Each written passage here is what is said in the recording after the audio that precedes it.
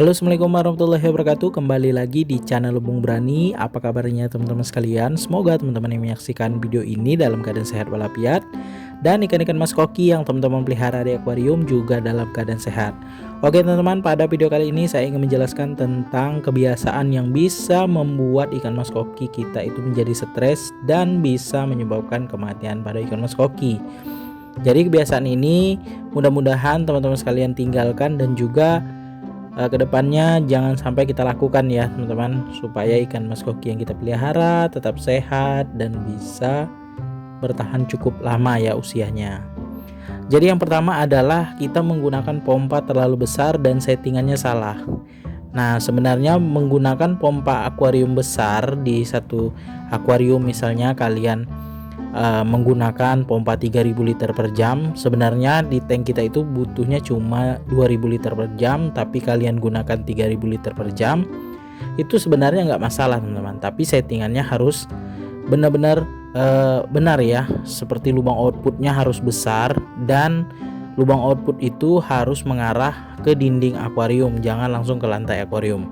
Kenapa saya sarankan ke dinding? Karena kalau misalnya mengarah ke bawah, kan air yang turun itu kan besar ya teman-teman ya, apalagi cuma satu lubang output ya, air yang turun itu besar. Nanti kalau ikan mas koki berenang ke arah output filter tersebut, itu bisa menyebabkan ikan mas kokinya bisa kedorong oleh arus yang deras tadi teman-teman ya. Jadi kalau untuk akuarium ikan mas koki pakai pompa besar itu boleh-boleh saja, cuma settingannya harus benar. Jadi lubang outputnya itu pakai keni L, arahkan ke dinding akuarium supaya dorongan air itu tidak mendorong ikan mas koki yang berenang ke arah output filter tadi. Kemudian yang kedua yaitu kasih makan ikan mas koki terlalu banyak atau berlebihan teman-teman. Jadi berlebihan di sini misalnya ikan kita pelihara 6 ekor dalam satu tank, kita kasih misalnya 1 sendok, ternyata dalam 1 sendok itu masih bersisa. Nah bersisa, nanti jarak-jarak 30 menit kita kasih lagi. Yang sisa dari pelet yang pertama kita kasih tadi masih ada. Nah itu kebiasaan buruk yang bisa membuat kualitas air kita cepat menurun dan ikan mas kokinya bisa stres teman-teman, karena kondisi air tadi ya memburuk ya, karena tercampur dengan pelet yang tidak termakan tadi ya. Nah jadi kalau memang mode grooming ya, memang kalau grooming itu kasih makan ikan mas kokinya banyak, tapi diikuti dengan pembersihan media filter mekanis dan juga pergantian air. Tapi kalau kita sekedar pelihara kasih makan ikan mas kokinya berlebihan, itu kebiasaan buruk yang bisa membuat ikan mas koki kita mengalami kematian teman-teman, pun stres dia ya. Kemudian ketiga teman-teman, kita meletakkan aerator itu di sembarang tempat. Jadi ini yang saya pahami dari akuarium ikan mas koki saya. Ketika saya meletakkan aerator itu di tengah akuarium dengan kondisi akuarium yang ukuran di bawah 1 meter dengan lingkungan luas hidupnya itu tidak terlalu luas, saya letakkan di tengah, itu sebenarnya mengganggu ikan mas koki. Memang aerator itu adalah sumber oksigen terlarut pada akuarium kita, cuma kalau peletakannya salah menurut saya itu bisa membuat ikan mas koki stres teman-teman. Jadi kalau untuk tank di bawah 1 meter, saran saya peletakan aeratornya di bawah lubang output filter atau di dekat pompa saja ya, di belakang. Atau kalau mau di tengah ya, di tengah itu di bagian dinding belakang ya, di tengah akuarium tapi di dinding belakang, bukan di tengah-tengah akuarium menggantung seperti teman-teman mungkin lihat ya di tank akuarium 150 cm saya ini, di bagian tengah biasanya. Cuma di sini masih tergolong aman karena ini lebarnya 65 cm ya. Di bagian tengah masih ada lah ya luang ikan itu berenang.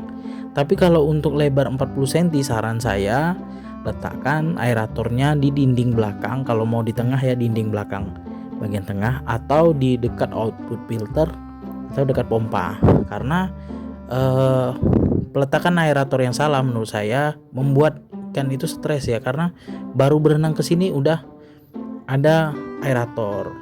Dan juga aeratornya jangan terlalu banyak. Kalau tank di bawah 1 meter paling banyak itu 2 saja teman-teman ya, jangan terlalu banyak. Itu saya perhatikan ada yang tank di bawah 1 meter dia pakai aerator 4 lubang, semua aerator 4 lubang itu dipakai di dalam satu tank, itu berbahaya sekali menurut saya, karena ikannya akan stres teman-teman karena terlalu banyak aeratornya. Kemudian yang keempat, kita sering meletakkan tangan kita di permukaan air akuarium. Nah, sebenarnya ini menurut saya ya, ini berbahaya dan bisa membuat ikan mas koki stres. Kecuali kalau kita mau lakukan perawatan ya teman-teman. Kalau kita terlalu sering seperti itu ya, kita main-main sama ikan mas koki, sebenarnya itu bisa bikin stres karena kondisi tangan kita ya biasanya megang ini megang itu ya, kotor. Kita celupkan tangan kita ke air akuarium, ada campuran kimia di dalam air akuarium, itu bisa membuat ikan mas koki stres. Ini saya dapat dari penjual ikan mas koki yang tidak boleh mencelupkan tangan ke dalam tank akuarium dan juga tidak boleh menyentuh kaca akuarium. Dikasih batasan karena itu tadi bisa membuat ikan mas koki yang mereka pelihara ataupun mereka jual itu jadi stres teman-teman. Nah, ini saya dapat ilmunya dari penjual ikan mas koki teman-teman. Kemudian yang kelima yaitu kita tidak menghidupkan lampu akuarium setiap 24 jam sekali. Artinya satu hari itu harus wajib menghidupkan lampu akuarium teman-teman. 2 jam sampai 3 jam lah ya paling minimal, atau lebih dari 3 jam misalnya 5 jam atau 6 jam itu nggak masalah, itu bagus lagi teman-teman. Kenapa tidak menghidupkan lampu akuarium itu membuat ikan mas koki stres? Ini yang saya perhatikan dari ikan mas koki saya pelihara teman-teman. Kalau misalnya lampunya saya matikan, ikannya itu kurang aktif teman-teman. Apalagi kalau malam ya, saya kadang ada kesibukan di luar ya, lampu akuarium saya matikan, kemudian saya pulang, itu saya perhatikan akuarium, ikannya diam aja ya. Kemudian setelah saya hidupkan baru ikannya aktif berenang. Artinya ikan mas koki ini juga butuh cahaya teman-teman ya, butuh cahaya pengganti sinar matahari ya. Jadi setiap hari itu teman-teman harus menghidupkan lampu akuarium, minimal itu 2 jam sampai 3 jam saja dihidupkan ya.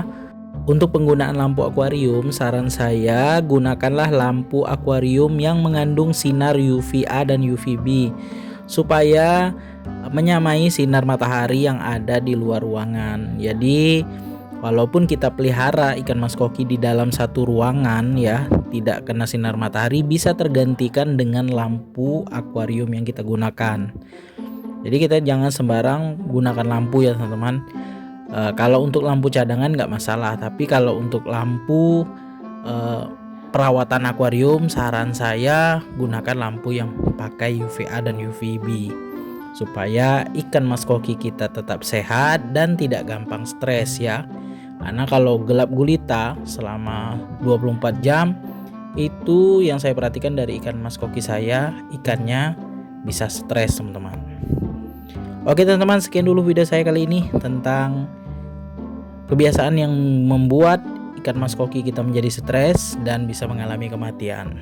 Semoga bermanfaat untuk teman-teman sekalian. Jangan lupa dukung terus channel Lebung Berani dengan cara subscribe, like, komen, serta share videonya agar channel Lebung Berani makin berkembang dan terus menginspirasi teman-teman para penghobi ikan hias mas koki. Jika ada pertanyaan ataupun tanggapan silahkan tulis di kolom komentar ya.